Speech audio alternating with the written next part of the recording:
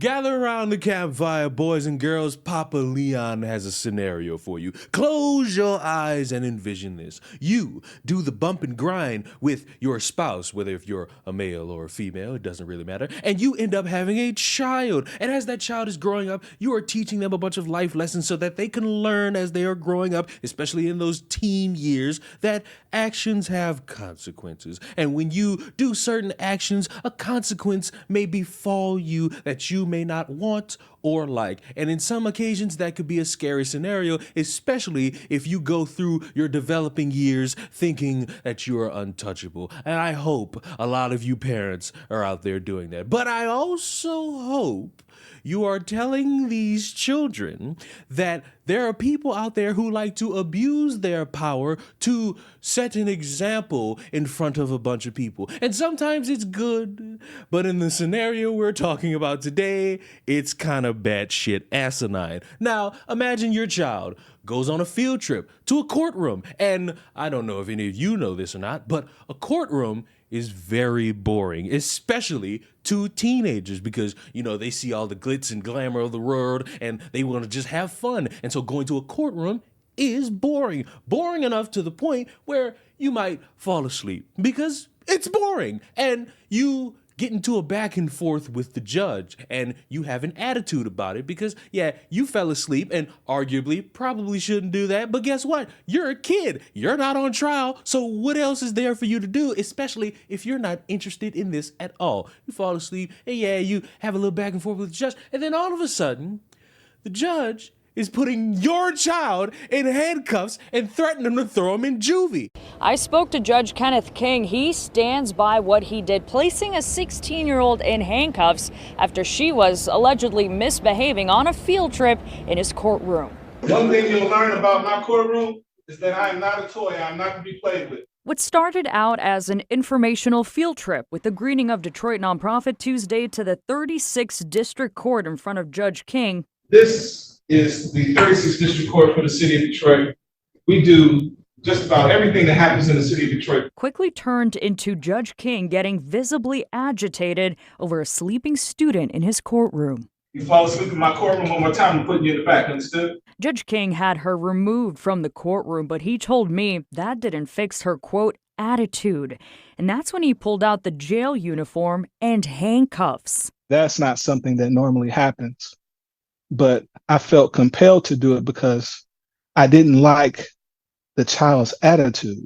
King says he was trying to teach the teenager a lesson on behavior and respect in court. I haven't been disrespected like that in a very long time. He then threatened the girl with jail time. I'm going to go to sleep tonight while you're sitting in the juvenile detention facilities.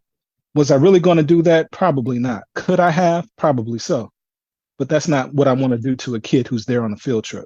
His methods on teaching the youth now raising questions within the legal community. Larry Dubin, a former attorney with a background in legal ethics and now a law professor, making his concerns heard.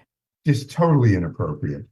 There were so many other ways in which to have helped that young girl learn.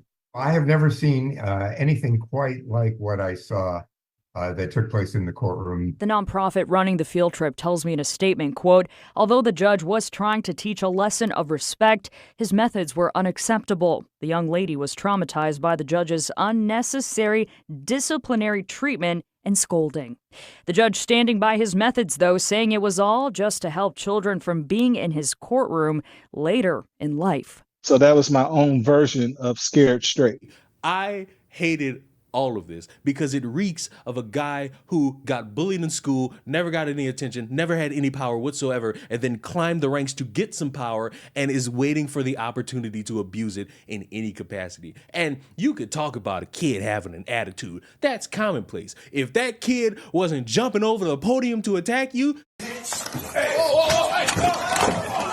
none of this should be going on. Oh, the sin of the century. A teenager bored, sleeping. Ah, yes, that's perfect reason to sit there and stoically traumatize them about the potential of going to juvie or jail. And the fact that even with all the criticism that came his way, especially from the mother who had pointed out that, you know, they're struggling to make ends meet. You want someone to treat your child like that? Would you even treat your child like that if he fell asleep in the courtroom? Latoria Hill is a single mother of 2 children, including her oldest daughter, Eva Goodman. She signed her up for a summer program with the Greening of Detroit nonprofit to keep her busy. What was supposed to be an educational field trip to 36th District Court Tuesday turned into a traumatizing experience for both of them. Judge Kenneth King, not liking Eva's attitude and seeing her falling asleep, placing her in handcuffs and a jail uniform. I'm thinking maybe she needs to go to the juvenile detention facility. You do understand that we have a jail for kids. Latoria says Eva was falling asleep because the family does not have a permanent residence at the moment. They're just trying to make ends meet. To belittle her in front of the whole world and her friends, to make her even feel more worse about our situation. I'm a single mother. I'm trying my best. I'm doing everything that I can. You sleep at home in your bed, not in court. So the fact that he was talking about you go home and get in your bed, how do you know my baby got a home? How do you know my baby got a bed, her own bed that she can sleep in? She don't have that right now. So she was tired. We spoke to Judge King Tuesday, who stands by his actions to discipline the child after showing him, quote, attitude. So do I have any reservations? Do I think I was heavy-handed in what I did? No, I don't, because I'll do whatever it needs to be done to reach these kids to make sure that they don't end up in front of me. So that was my own version of scared straight. You didn't scare nobody straight. You made a parent upset. You scared my child. She was nervous, didn't even know how to act. She'd never been inside no courtroom. Latoria, frustrated with how this was all handled, removed Eva from the summer program and stands up for her daughter now after she couldn't stand up for her in that courtroom. And my baby been struggling and she been held on tight. She been going to school. She get good grades.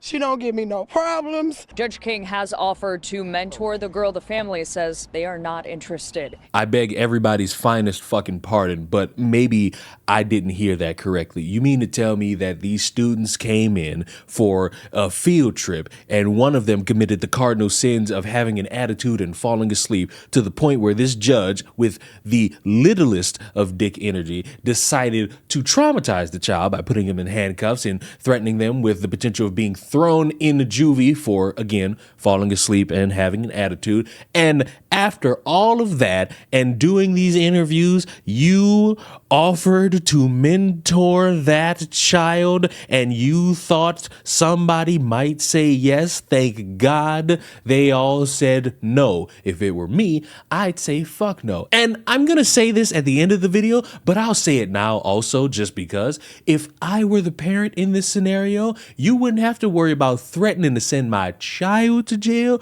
You would be sending me to jail, which I don't think the judge knew about, but that just puts the cherry on top of an already shitty cake that he has to deal with. He then is just so braggadocious about it, like, oh, I'm trying to make sure these kids don't end up in front of me. Well, shit, you know what way they don't end up in front of you is if you just wake them up and say, hey, get up. You know, sleep in my courtroom. And then when they catch an attitude, you just ignore them. You just throw them to the side. Well, don't throw them to the side because that could be considered assault. You just brush them off because they're a teenager. If they're not jumping you or attacking you, and there's no issue here. You're just bitching over nothing. I'm sorry, but a lot of teenagers are not enthralled with the courtroom. A lot of teenagers are not enthralled with the political side in court cases. Some of them are, and they grow up to be white women on YouTube who post pictures of naked kids' bodies for intellectual discussion behind $3 paywalls, but it's not something you should be attempting to scare them with in terms of jail time. It is ass backwards that you did that, and I'm glad you've been taken off your position for this,